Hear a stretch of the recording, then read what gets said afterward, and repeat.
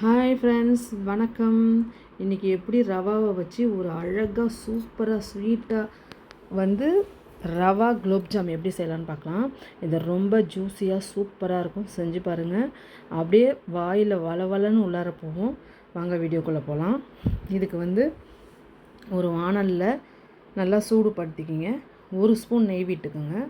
நெய் விட்டு நான் இந்த டம்ளரால் அரை கப்பு ரவா எடுத்துருக்கேன். நீங்களும் அது மாதிரி உங்களுக்கு எவ்வளோ தேவையோ அவ்வளோ எடுத்துக்கோங்க.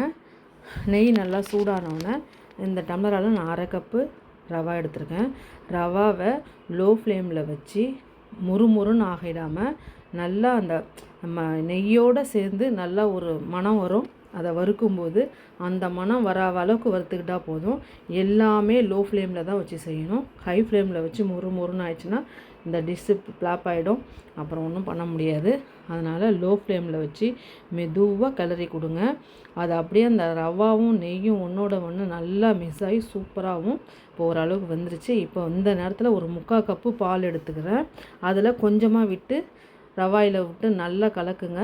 கொஞ்சம் பால் விட்டு நல்லா கலக்குங்க. இந்த மாதிரி நல்லா அந்த ரவா பாலெல்லாம் இழுத்துடும். இழுத்ததுக்கப்புறம் திரும்பவும் மீதி உள்ள பாலையும் சேர்த்துக்குங்க. சேர்த்து திரும்பவும் நல்லா கலக்கி விடுங்க. இப்போ ரவா அந்த பாலெல்லாம் உள்ளே இழுத்து நல்லா வெந்து வந்துடும். பார்க்குறதுக்கு நல்லா சூப்பராக ஒரு குலோப்ஜாம் மாவு நம்ம கடையில் வாங்கினா இருக்கும் பார்த்திங்களா, அந்த மாதிரி ஒரு பக்குவத்துக்கு வந்துடும். லோ ஃப்ளேம்லேயே வச்சு செய்யணும். இல்லைன்னு வச்சுக்கிங்க ரொம்ப இது மாதிரி ஆகிடும். லோ ஃப்ளேமில் வச்சு நல்லா இதே மாதிரியே பண்ணிங்கன்னா ரவா நல்லா வெந்து வந்துடும். அந்த இழுத்து பால் ஊற்றின பாலெல்லாம் இழுத்துக்கிட்டு இந்த அளவுக்கு வந்துடும்.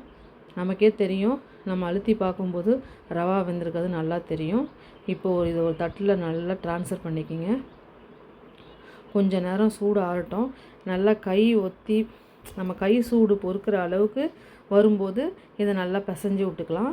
இப்போ இதுக்கு ஒரு சர்க்கரை பாவு காய்ச்சிக்கலாம்.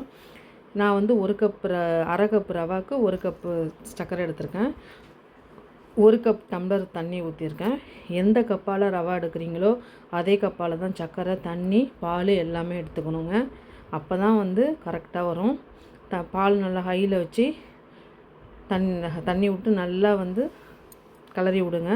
இதுக்கு பாகுப்பதெல்லாம் கிடையாது. உங்களுக்கு பாகுப்பதம் பார்க்க தெரிலனா நல்லா ஹையில் வச்சு நல்லா பபுள்ஸ் வர அளவுக்கு நல்லா கொதிக்க விடுங்க. கொதிக்க விட்டு அந்த இதை எடுத்து தொட்டு பார்த்தீங்கன்னா ஒரு மாதிரி பிசு பிசுன்னு வரும். அதுதான் பதம். இப்போ கலருக்காக நான் கொஞ்சமாக குங்குமப்பூ ஆட் பண்ணிக்கிறேன். கொஞ்சம் ஃப்ளேவருக்கு ஏலக்காய் பொடி தொட்டி போட்டுக்குங்க. நல்லா கிளறி விடுங்க. அவ்வளோதான். நல்லா பபுள்ஸ் வந்தோன்னே தொட்டு பாருங்கள். அந்த பிசு பிசுப்பு தன்மை வந்துச்சுன்னா நம்மளோட பாகு ரெடி ஆகிடுச்சு. இப்போ பாகு ரெடி ஆகிடுச்சு. இப்போ இதை நம்ம இறக்கி வச்சிடலாம். ஆனால் திரும்பவும் நம்ம அதை சுட்டுட்டு அந்த அதை சுட்டு எடுத்து போடும்போது இந்த பாகு கொஞ்சம் எல்லாம் சூடாக இருக்கணும். இல்லைன்னா அது ஊறாது. அதனால் செய்யும்போது அதை சூடுபடுத்திக்கலாம். இப்போ இந்த மாவை கை சூடு பொதுக்கிற அளவுக்கு இருக்குது. இப்போ நல்லா மாவு பிசைஞ்சிக்குங்க. இது கூட கொஞ்சமாக பேக்கிங் சோடா போட்டுக்குங்க.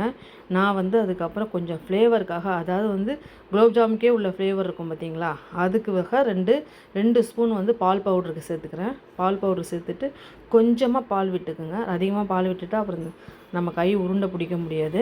கொஞ்சமாக பால் விட்டு நல்லா ஒரு பிசைஞ்சிக்கிங்க. நல்லா அழுத்தம் கொடுத்து சப்பாத்தி மாவு பிசைகிற அளவுக்கு நல்லா பிசைஞ்சிக்கிங்க. பிசையும் போதே தெரியும் உங்களுக்கு ரவா நல்லா வெந்து போயிருக்கிறதும் தெரியும். அப்படி வேகாமல் கைக்கு ஒரு மாதிரி குறன்னு இருந்ததுன்னா திரும்பவும் நல்லா இன்னும் கொஞ்சம் பாலை விட்டு நல்லா பிசைஞ்சிங்கன்னா அது இதாகிடும். நீங்கள் பிசைகிறதுல தான் இருக்குது. நல்லா பிசைஞ்சு நல்லா ஒரு உருண்டை பிடிச்சி தட்டி வச்சுக்கிங்க. அப்போ தான் எண்ணெயில் போட்டால் பிரிஞ்சு வராது. கொஞ்சமாக எடுத்து அழுத்தம் கொடுத்து நல்லா உருண்டை பிடிச்சி கையில் வச்சு ஒரு ப்ரெஸ் பண்ணிக்கிங்க. லைட்டாக வச்சு அப்படியே நல்லா ஒரு உருட்டி லைட்டாக அப்படியே ஒரு ப்ரெஸ் பண்ணிக்கிங்க, அமுக்கிக்கிங்க. அப்போது ஒரு ஷேப் வரும். இந்த ஷேப்பில் தான் போகணுன்னு இல்லை. லைட்டாக உருட்டி சிலிண்டர் ஷேப்பில் கூட நம்ம போட்டுக்கலாம். இந்த மாதிரி எல்லா மாவையும் இதே மாதிரி நல்லா உருட்டி நல்லா ப்ரெஷ் பண்ணி உருட்டுங்க. உருட்டிட்டு நல்லா இதில் கையில் ஒரு டச் பண்ணி நல்லா அமுக்கி வச்சுருங்க. இது மாதிரி மீதி இருக்கிற எல்லா மாவையும் இது மாதிரி எடுத்துக்கோங்க. ஓரத்துலலாம் ஒரு கூட விரிசல் இல்லாமல் பண்ணுங்கள், சூப்பராக வரும். இந்த மாதிரி எல்லாத்தையும் செஞ்சு வச்சுக்கிங்க. இப்போ வந்து நீங்கள் வந்து பிகினர்ஸாக இருந்தால், இதுதான் ஃபஸ்ட் டைமில் ரவாவில் பண்ணுறதா இருந்தால் ஒன்று மட்டும் போட்டு பாருங்கள், ரவாவில் பிரிஞ்சு போதான்னு சொல்லிட்டு. இப்போ வந்து எண்ணெய் ஓரளவுக்கு நல்லா ஹீட்டு, ரொம்ப ஹீட்டும் இல்லாமல் நார்மல் ஹீட்டில் இருக்குது.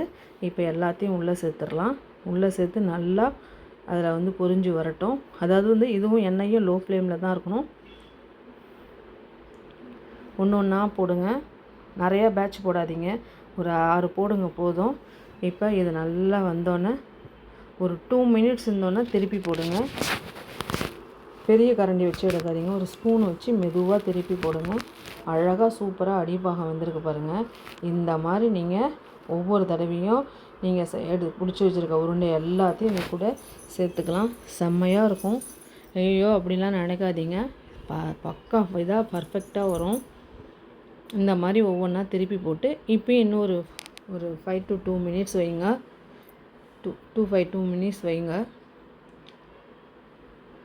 நல்லா பாருங்கள் எப்படி ரெட் கலரில் பார்க்கவே சூப்பராக இருக்குது. ரெட்டு ஆரஞ்சு கலர் கலந்த மாதிரி இதுதான் பக்குவம்.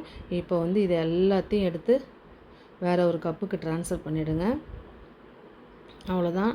ரொம்ப நிறையா கருவும் விடக்கூடாது.